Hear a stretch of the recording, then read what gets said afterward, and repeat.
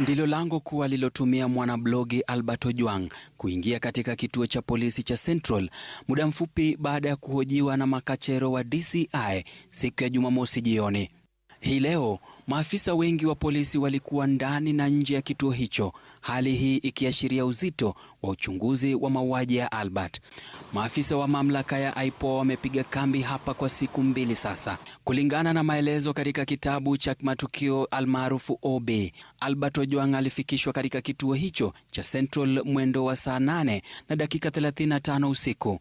Ojwang akiwa mshukiwa wa 59 kufikishwa katika kituo hicho siku hiyo, na alikuwa amekamatwa kwa shtaka la kuchapisha taarifa za uongo.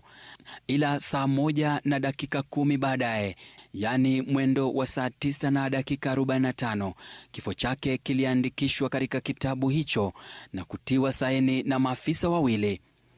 Wapelelezi katika kesi hii wanachunguza baadhi ya vitu vilivyopatikana katika eneo la tukio, vikiwemo viatu ambavyo vilikuwa na damu, vazi jeusi, fulana ya rangi nyekundu, chupa ya maji pamoja na kikombe.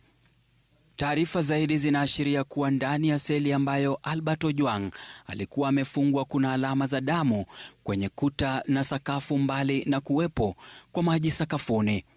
Inadaiwa kuwa Albert alikuwa peke yake katika seli iliyoko mwisho ya zingine katika kituo hicho.